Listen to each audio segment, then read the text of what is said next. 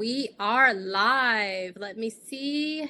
Yep, we are definitely live. So let's just go ahead and get started with this wonderful presentation. I am so happy that you are here with me. So let's just go ahead and get to it. Let's get to it right now. So just imagine this is you, right? Your garden coming up for 2024. Look at this herb garden. Isn't this so beautiful, right? This I bet will cost you no more than 60 bucks. Look at this wonderful harvest. Can't you just taste all the wonderful food? Oh, it just, you could just, my mouth is watering right now. Imagining this just being you right here, right? With a huge harvest. And I know exactly how to get your leafy greens to look exactly like that. Isn't this just amazing? Imagine you, right? Just the ultimate plant diva, plant lady, just ready to grow, right? This is totally you. This is who you are. This is what you have been dreaming about. It doesn't matter your ability, capabilities. It doesn't matter who you are. It doesn't matter your background, your past, whether or not you've had a procedure done recently. You just want a lifestyle change. It doesn't matter who you are. You can grow a garden. And she is so proud of you just by being here, right? So just imagine, right? And even though there is snow on the ground and we are still in the winter season, this is definitely a possibility for you.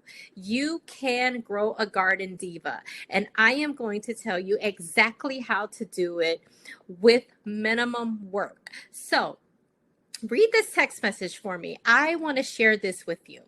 So someone said to me, honestly, I do like the gardening idea. I just don't want to put in all of the work. And I don't like bugs really. I see you do all the gardening stuff, and you know what? It's not really my thing, especially with all the work, the bugs, and the heat. It's just too much. So can you relate to this? Type yes if you can relate. You know how this person feels. Well, you know what? I got you. And that's exactly why I created this presentation today, just for you, to share my love for minimum work gardens. So if you've been thinking about growing a garden, but you don't want the dirt, the heat, the stress, the excessive work, you can say, you know what? Hey, I don't have the time. I work 2 jobs and I work like 50, $60 a week. I don't really have the time to engage in gardening. I would love to, but it's just not in the cards for me right now. Well, I am definitely going to show you how I did it. You know why? Because I have helped hundreds of women through my courses, through my books, through my free online coaching programs and private coaching programs. And I have transformed career-oriented women just like you who also work 2 jobs, who have businesses, and they are mothers and they are caregivers. And some of them want a lifestyle change and they're talking to their doctors and they want to do something, but they just don't want to spend long, hot hours in the sun. Well, guess what? I have helped hundreds of women just like you, or helped or inspired hundreds of women for you to do the same. So the purpose of this mini course is to introduce gardening to you, busy career women, thriving mothers. If you're thriving in your career and your business, put thrive in the chat. Type the thrive in the chat. Also, if you're just a nature skeptic and you're just like, I'm not really sure, but I know I need to make a lifestyle change. And I know that the inflation is killing me right now. And I need some better options to grow for my family. Well, you know what, Diva? You came to the right place. So I'm going to show you my 7 secrets. You need to understand the what, the why, and how much time, all of the easy seasons to grow, the easy soil blend that will help you grow a garden, right? That literally works like magic. So I'm also going to teach you about diva structures. What kind of beds do you want to have? Or if you don't want beds and if you just want to grow indoors, that's great too. I got you. What are also the easiest plants to grow ever? And the easy harvest And last but not least, I'm going to have you to post yourself with a selfie while listening to this podcast, listening to this mini course. Now, if you're driving, I just need you to listen, okay? So please don't type anything, all right? But if you stay until the end, oh my goodness, all of my products, except for the ones on Amazon, but all my products are going to be 30% off until 9 p.m. tonight. So you definitely don't want to miss this. So I just want to move this up. Yeah, so you can see it. Okay, now. So you may ask, what is a kitchen garden? Well, a kitchen garden is a collection of fruits, vegetables, flowers, and herbs growing in your backyard nearby a water source. That is the critical piece. It has to be close to a water source, right? So you won't be dragging the hose across your yard or dragging, gallons of water, right, to water your garden, all right?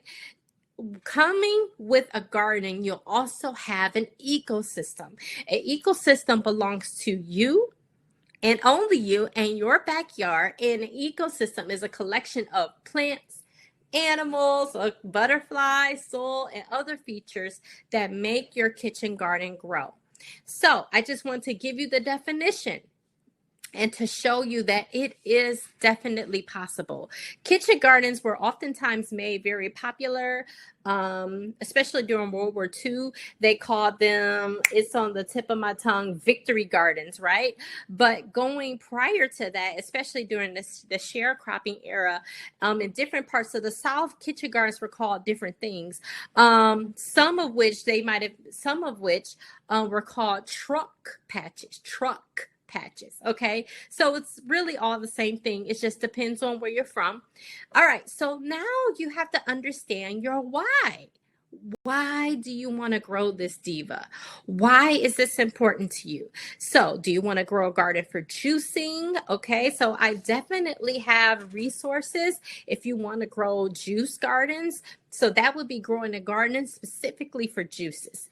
If you want to grow a garden for healing purposes, hair care, that's right. You can grow herbs, dry them, and mix the herbs into your shea butters, oils, and all these things that can make your hair grow. I do it all the time. Oh my goodness. And you know what? And as a matter of fact, I'll show you a few of my recipes on Instagram. So stay tuned for that.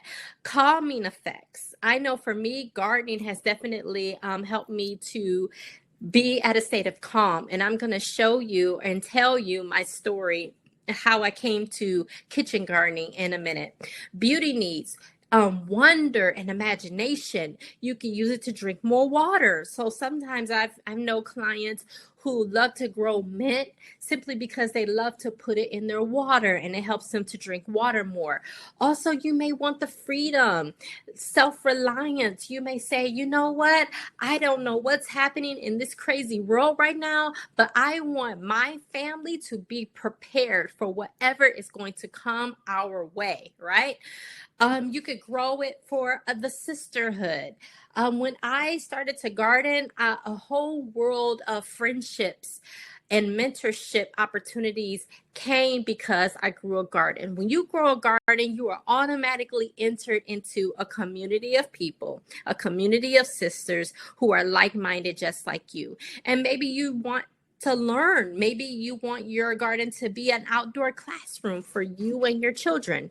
Peace. I can go on and on and on about the peace that a garden can give.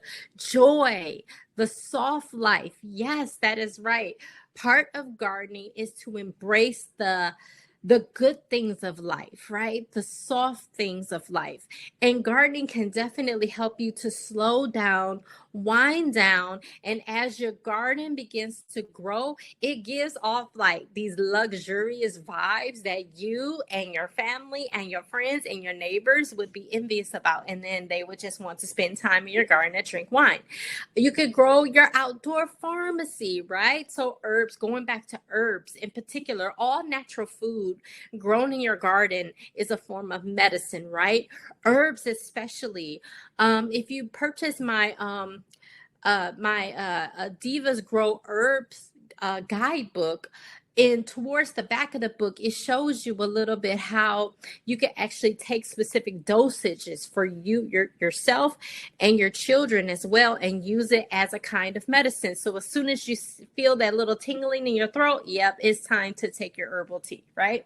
You can grow for aesthetics, creativity. Privacy is another huge thing, because a lot of people, they're not going outside. They're not going to sit outside with you. So a garden is a perfect place for you to get some quiet time, and for you to escape and to be with yourself, and to have peace, and to think clearly about your next boss moves. So this is how I came to gardening. So I was a really anxious PhD student. I was working on my comprehensive exams and getting ready and finishing that up, and then getting ready to start my dissertation. And it was just a lot of work. I had a wonderful committee, and they helped me along the way. And my committee, I swear, like, I had the greatest committee of all time. I oftentimes say I call them my dream team. But around that time too, I had a miscarriage that I didn't really process, and I was really just trying to work my way up in school, trying to work my way up the career ladder, dealt with a lot of slander in my life also during around that time. And I needed answers, and I wanted to know what was going on around me, and why were certain things happening to me. So as I began to grow a garden, and as I saw my plants to grow, I began to think a little bit differently about my life and the situation that was happening around me. So when there were times where I felt like my back was against the wall, and I know exactly what it feels like for everybody to be against you, or you perceive that everybody is against you, I began to look at seeds and how they were able to grow and blossom in darkness. And nevertheless, they pushed through. So that's why I became a gardener. And being around plants taught me so much.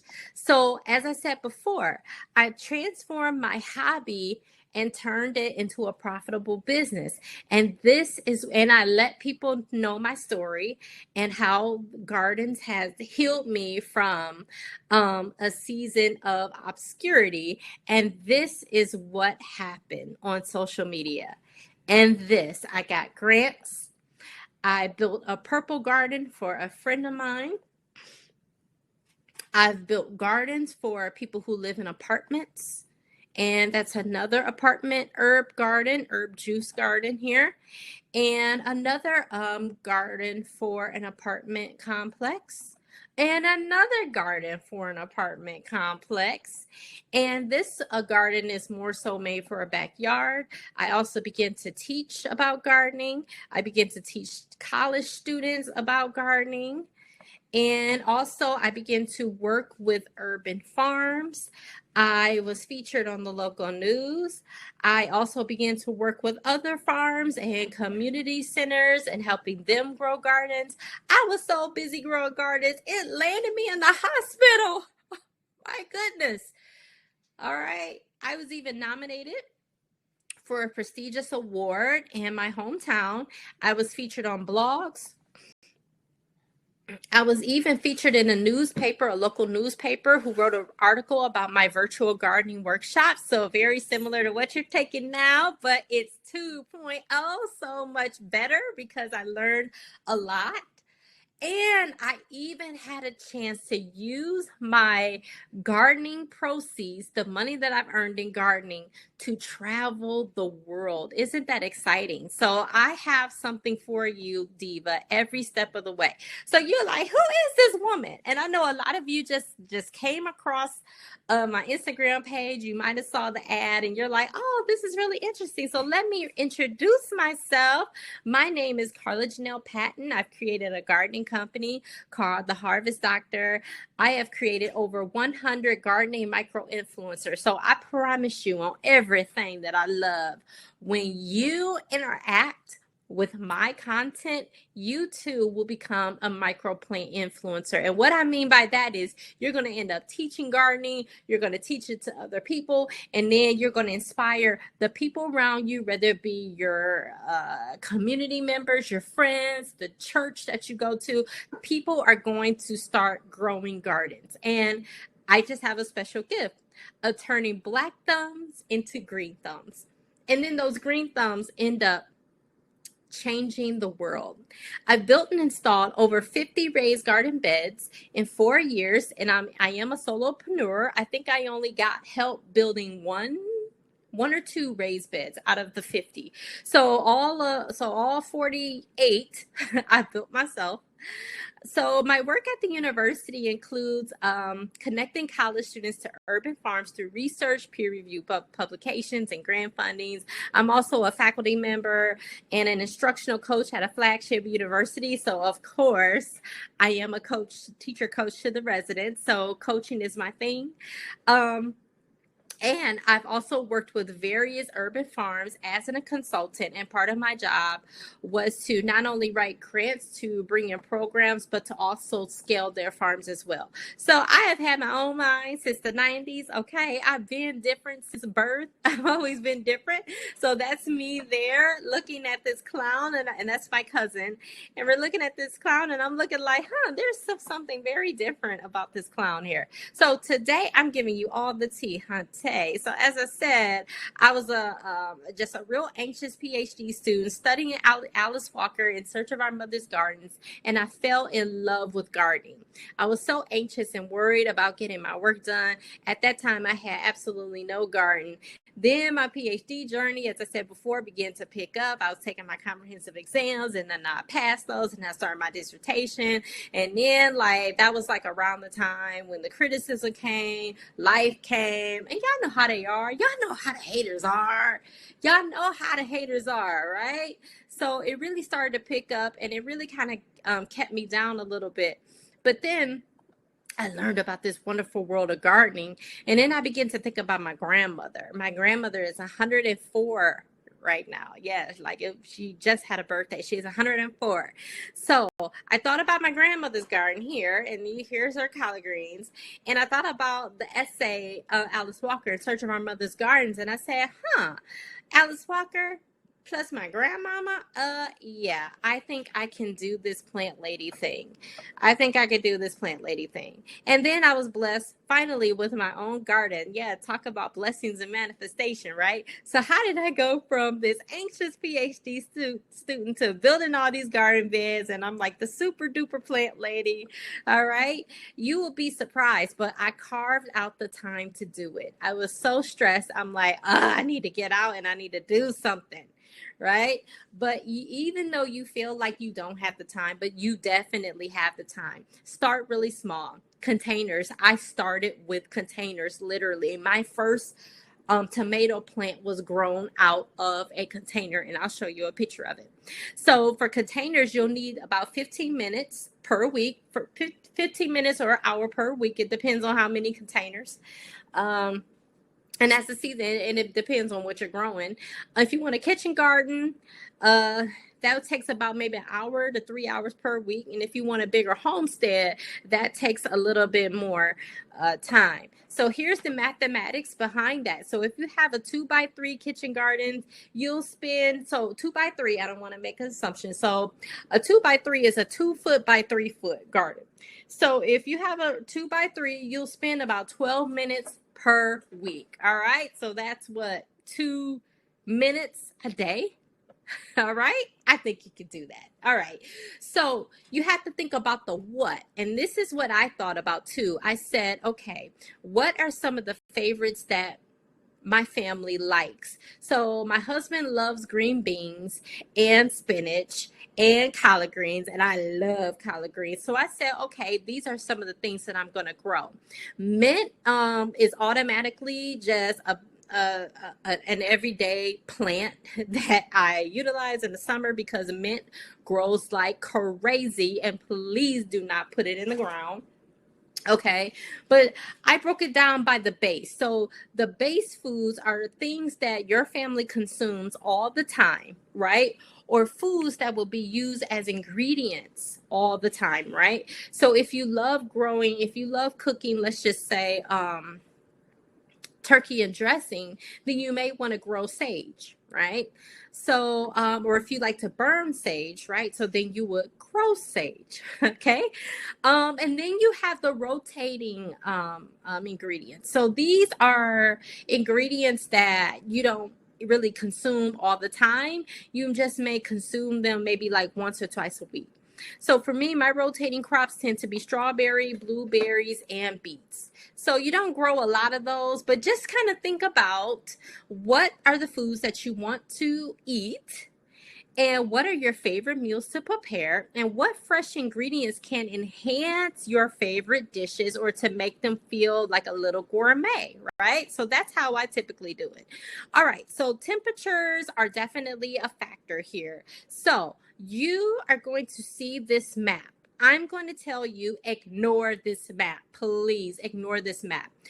You want to ignore this map for several reasons. The first reason why you want to ignore this map is because it is based off of high temperatures only. It does not take into consideration gardening, because gardening is all about planting in the seasons. It can be, right? This is made for farmers, not for gardeners, right? So I would say ignore this map. All you have to do is record the temperatures, the high temperature of the month and the low temperature of the month. So you may say, well, Carla, it's only January. How am I going to get the temperatures for each month? Well, look at the temperatures from last year. So January is almost over, and I'm here in Western New York. So it looks like the temperature I saw got up to 37 degrees. Okay, so that's a little bit above freezing. Actually, if you follow my Instagram page, you will see that I actually had a kale harvest in the middle of the snow. So that totally debunks this map here. So totally ignore this map and record the ups and the downs of each season. So the high temperature and the low temperature. So here are the easiest seasons to grow. Late fall, late winter, and spring and early spring are the perfect time to grow gardens. You know why? Because your plants are not being cooked by the sun. And when your plants are growing in cooler weather, they are able to retain the nutrients that is within them. Right? So take, for instance, consider the carrot family. The longer the carrots remain in cold soil, the more starches are transformed into sugars, and they actually taste better. Same thing with collards, right? Sugars are stored up in your collard greens and even in your kale as well, and the sugar's protected from the frost damage, but they end up tasting really, really sweet. Herbs, especially the mint family, thrive really well in cooler climates. You will be surprised that a you can actually have a mint harvest. You can actually have rosemary at times, and you can have lavender as well in these cooler temperatures. Look at sage, right? I remember taking this. This was like around the fall time. And as you can see here, this is I believe, I want to say that's either chocolate mint. Please forgive me. This is either chocolate mint or mint basil that is growing behind this. And oh yeah, here's peppermint. No. Pineapple mint. I'm sorry. This is pineapple mint here. Here's sage. And here's another variety of mint, all thriving perfectly in the fall, approaching the winter months. Here is parsley thriving in the snow. And here, this is lavender right here on the corner. right? So it's snowing and it's fresh. So you can go out there and you don't have to be baked by the sun and you can grow a garden. All right. So another really important factor, and I stumbled upon this as a mistake. So very quickly, I made a mistake. I dumped a ton of blood meal in my 8x2 garden. And I said, oh my goodness, what am I going to do? I put way too much nitrogen in the soil. I thought that it was earthworm casings, but it was blood meal. Blood meal provides nitrogen to the soil. So I said, well, leafy greens love blood meal, so let me just plant blood meal. Okay. When I did that, I discovered something brilliant. Not only did my collard greens and my kale grow so pretty and so green and so huge, when the season for the cabbage moth began to emerge, like somewhere around mid-June-ish, you can tell that they tried to chomp through the leafy greens, but guess what? They didn't do any damage because the blood meal made the cell wall of the plant so thick and so strong that they couldn't even damage it, right? So actually, blood meal protects leafy greens from pest attacks. So here is what, and also I use indoor potting soil. And again, that is something that I stumbled upon because at the time I didn't have the money to get regular like soil, and all I had was potting soil to add to the bed. And potting soil is light, it's beautiful, it's fluffy, it has vermiculite, it has perlite, all the good juicy things that you need to grow a perfect minimum work garden. So let's get into it. Indoor potting soil, mix it with some compost, get some sand, or green sand is the best, not play sand. Earthworm casings, get some blood meal for the leafy green. If you're going to grow fruiting veggies like tomatoes, you may want to include bone meal instead of blood meal. And if your soil is really dry and hard, add some perlite to it, which are basically volcano like crystals. So that will definitely help you grow plants that are so super strong, and they will be so super easy to grow. Now, I will share three, or not three, actually more than three, 6, 9, okay? Structures that you will love. The first thing, though, you need to consider before you build is that it needs to be near your house. It needs to be near a water source. This is talking about your raised bed or your Diva garden structure. All right. It needs to be in a sunny area without shadows, tall bushes, trees, fences, trellises, they all cast shadows. So be careful. And shadows are always coming from the north. If you have no sun, and if you have all shade, you could grow collards and herbs from the mint family. They will grow absolutely perfect in the shade. Also, lettuce, especially in the heat of the day when it's really hot in July, August. And if you're growing in the shade, lettuce will work really great too. So you can start with this galvanized steel raised garden beds. This is definitely a favorite that I have built. You can even do an L-shaped bed. One thing I want to say, 3 feet is way too tall. 3 feet bed, especially for you divas, that's really challenging for you to bend down and garden. I totally get it. Now the garden that I'm getting ready to build, I cannot bend down. It's just like too much. It's too much. I totally get it. But the reason why 3 feet is way too big is because if you want to, if you're going to grow collards, which are one of the easy plants to grow, collards eventually grow tall like trees. So in California, collards are actually, they're perennials. They grow like trees. So it's going to be really hard for you to to provide maintenance and work on your garden when everything grows too high. Like another thing is tomatoes. If you're going to grow tomatoes, tomatoes are going to grow way too tall, and then before you know it, you're going to be trying to bend the tomato plant down, and then you're going to risk killing it, right? So 3 feet is too tall. I would say 2 feet, 2.5 feet ish is about good. 2.5 feet is a little pushing it. Those measurements can change though for divas who utilize wheelchairs. Oh, one thing I want to say. So this is made out of untreated wood. So this is, well, heat treated, which means that it's heated up to a certain degree temperature, and the impurities are baked out of it, right? And we're talking about the wood here. Untreated wood, or heat, also known as heat treated wood. When you go to Home Depot, you'll see it being the lumber stamp as HT. Excuse me. HT means heat treated. Heat treated wood is or lumber is cheaper. All right.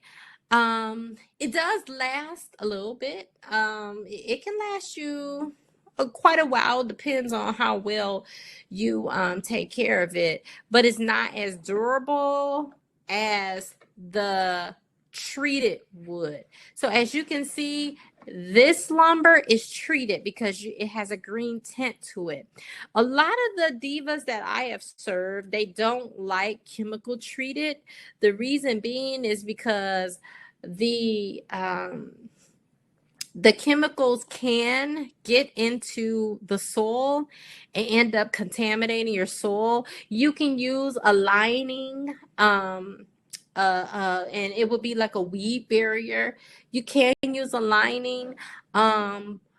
Treated wood lasts a long time, and it's extremely durable. So you just have to pick and choose. And also treated wood is a lot more expensive. It's a lot heavier as well. So it all depends on what you want. Okay, so here you can have a trellis here, and you can have arches. So as you can see here, this particular raised bed does require some bending down in the beginning, but as the season emerges, you'll be able to stand up and then just kind of like harvest from above, and those are really, really cool as well. So you could also do an ADA compliant. I've built a lot of these for divas who have a hard time bending or standing, or for those who need a wheelchair. So gardening is possible for all abilities. Metal raised beds, I know these things are really popular, and they're really pretty, and they do give a really chic look. I would caution you, depending on what company you're using, because they can be a little flimsy when you're putting it together. So just be cautious of what you're buying. You want to be able to see what you're buying first. You don't want to get something out of the package and then it looks really flimsy. So if you live in an apartment, grow bags are absolutely perfect. If you want to dress them up a bit, you can definitely go to Hobby Lobby, get some little jewelry, garden jewelry, as I say, and then just kind of like make clips on the ends of the string, and then just kind of like clip it onto, the grow bags. Buy some cute baskets, and set them inside some baskets, and then there you go. You have a beautiful garden on your deck or on your porch. This is also a really cool method of gardening as well. So how to get this look? So the first thing you need to do is purchase some indoor potting soil and some earthworm casings, and maybe even some you might want to also plant with compost as well, depending on but if you take the actual course, we get more so into it. So So what you need to do is you need to buy a couple of plants and then you divide them up, right? So you won't end up spending like all this money on plants here. Just take buy a couple of plants, divide them up, and put them in their own pots. You can use terracotta pots. You can use plastic pots. Get you a small pot, a medium pot, and a large pot, and then just get a variety, right? And then plant them, and then before you know it, you'll have a layered look like this. So this is another example of so this is more so of a porch, but you can also do this indoors as well. So I took like a bunch of pothos plants, divided them up, put them in itty bitty little pots, and then created like this layer look. And therefore you won't have to spend a whole bunch of money to have this indoor office jungle. You cannot see the grow light, but there is a grow light. But make sure to adjust the lighting, because if the lighting is too bright or if the light is too strong, what will happen is the leaves will turn white. So when you see your leaves beginning to turn white and to lose the chlorophyll or to lose its color, make sure you move the plant. So here are just a summary of your Diva gardening structures. Okay, so let's get into the fun part. Let's get into the Diva plants. These are the easiest plants that you can leave alone for days and weeks at a time. The carrot family is an extremely easy plant to grow, especially carrots. You just kind of just sow the seed and then just let them go. You don't have to see carrots for weeks, right? And the magical thing about carrots is that, you know what, sometimes they get really long, sometimes they don't. If you want your carrots to be really long though, use potting soil, because they need a lot of air. They need a lot of air in the soil.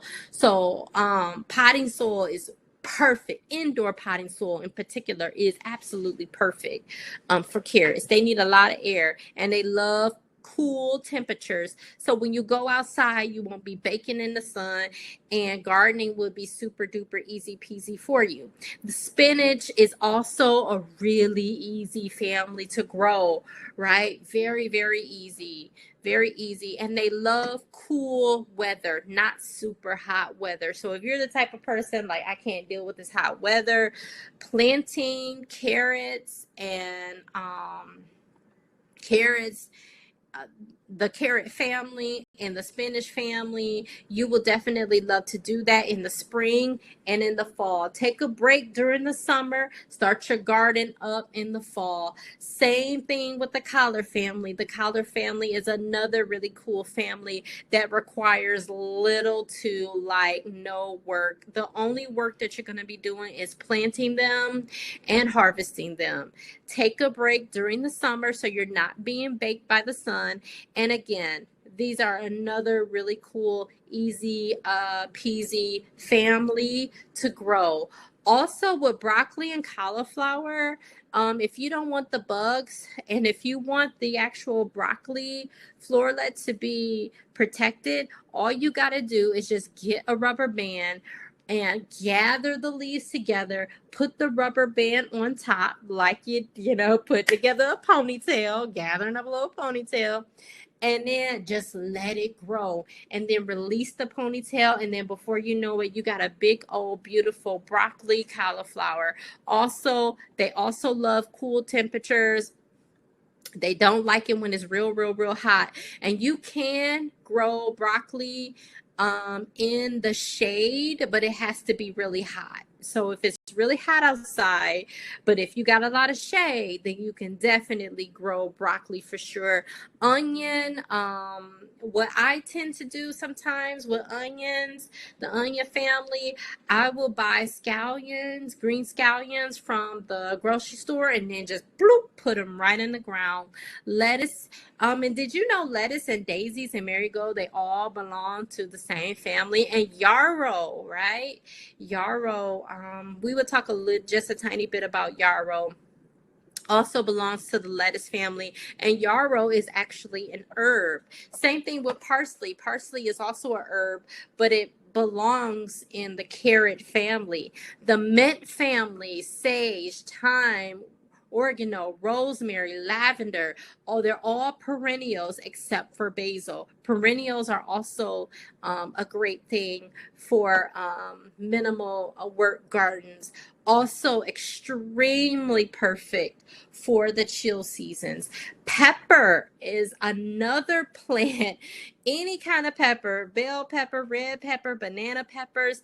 These plants are incredibly easy to grow, but they like it hot. So if you don't mind the heat, but if you don't want to do a lot of the work, grow some peppers.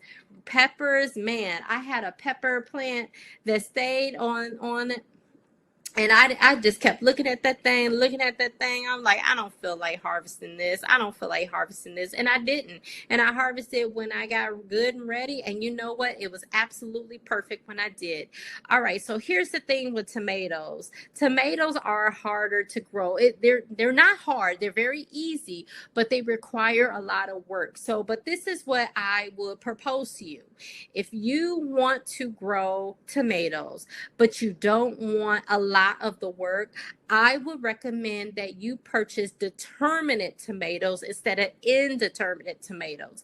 Indeterminate tomatoes will continue to grow more and more and more, and then you'll get a lot of fruit throughout the season. Determinate tomatoes reach their mature height, and then they set all their fruit or all the tomatoes, they ripe all at once, and then you harvest them, and then they just stop growing after that. So it depends on, again, how much work you want to put into it. All right. Here's another secret, which makes my growing gardens really easy for me. I include pollinators.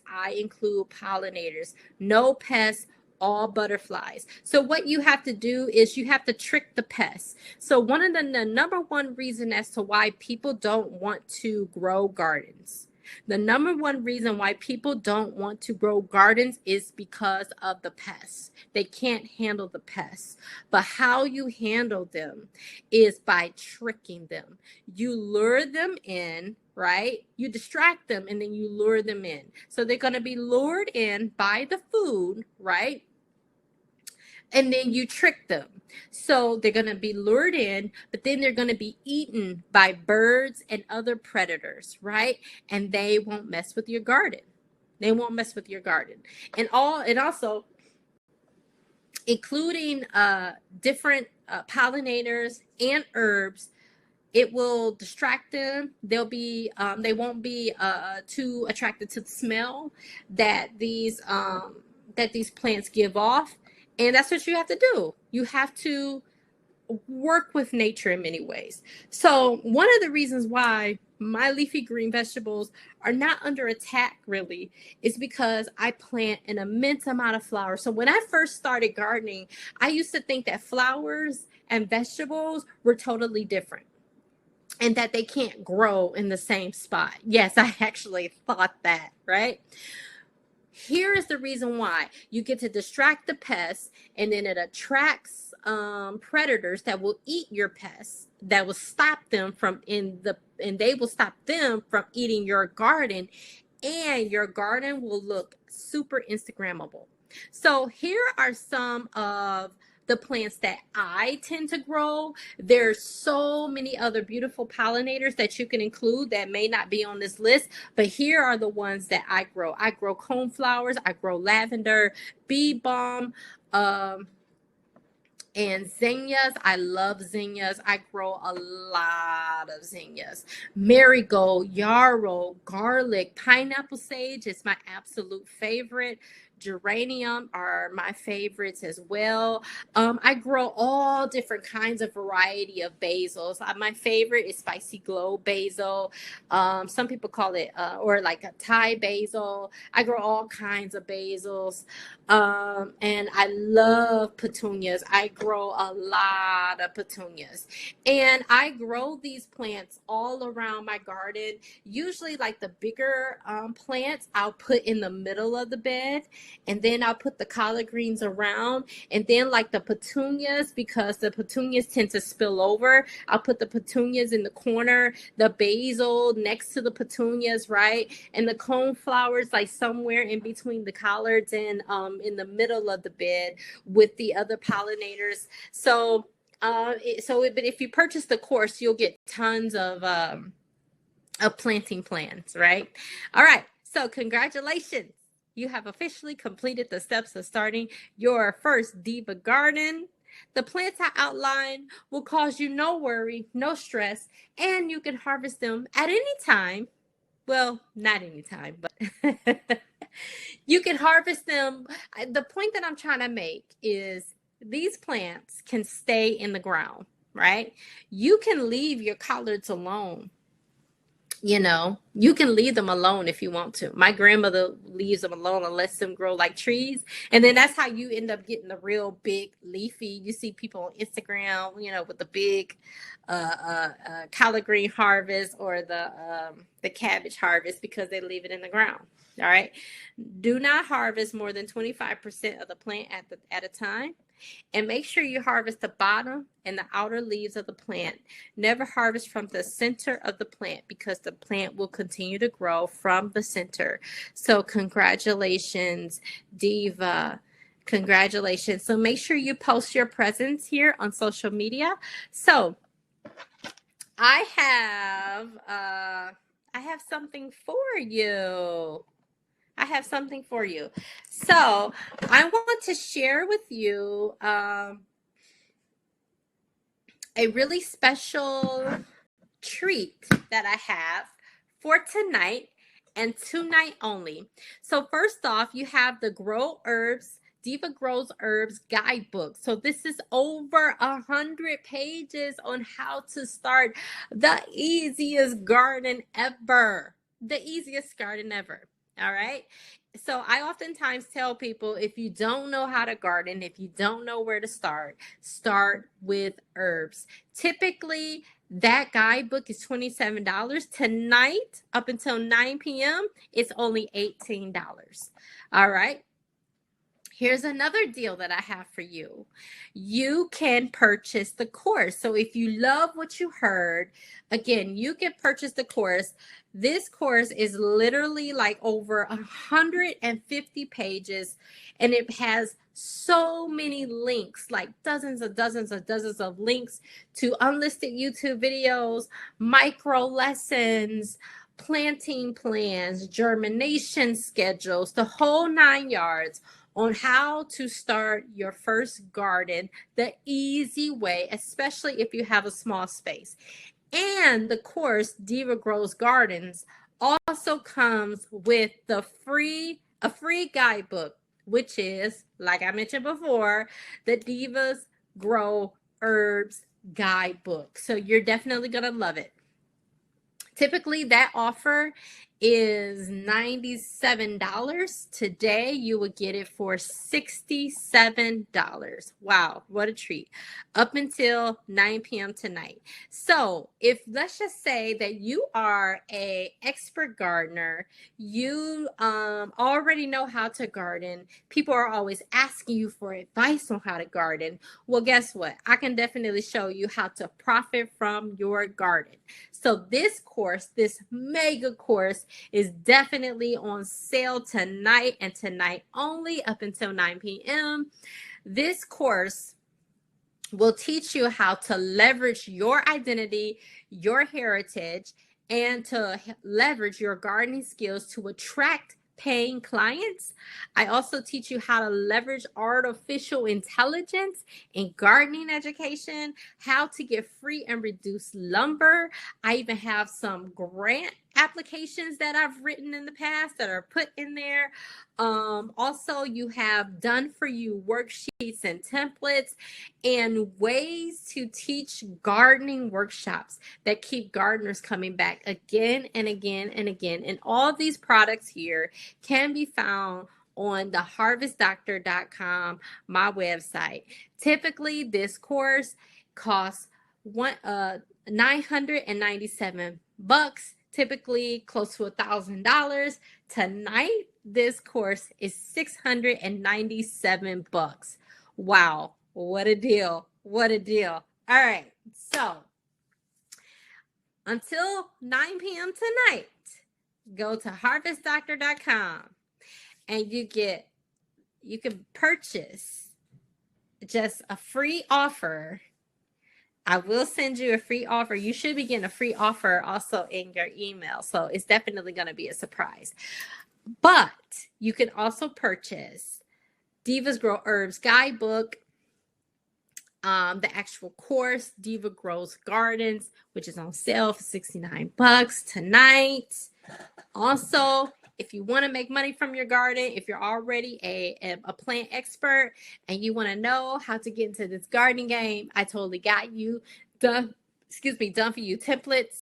All kinds of grant applications are in there, teaching you how to leverage artificial intelligence to grow paying clients. If you want to know how I did it, how I went from, just a few months with my gardening company, just a few months of starting, and then just like 20 raised bed installations, 20 garden installations within a year, right? I'm going to show you my exact method of how I did it. That course is now available for $697 up until 9 p.m. tonight. So I am so happy to share this body of work with you. I am so happy and excited for you so that you can begin your easy gardening journey. Okay, I'm going to lower this a bit. So I just want to say, take the screen share off. So I want to say thank you so much for joining me. I am so happy that you are here. Wow, it is such a blessing to share this space with you. And yeah, I'm just so excited and just so happy. So I cannot wait to work with you. I cannot wait to see you. I know this is going to be such a beautiful time that we get to work together. Make sure you check out the deals, and I will see you soon. All right. Have a good night. There should be an email also with a free offer for you as well. And if you have any questions, reach out to me on Instagram. That's usually the best way to get in contact with me. Visit my website, visit me on Instagram, say hi. I can't wait to work with you. Thank you so much. Bye-bye.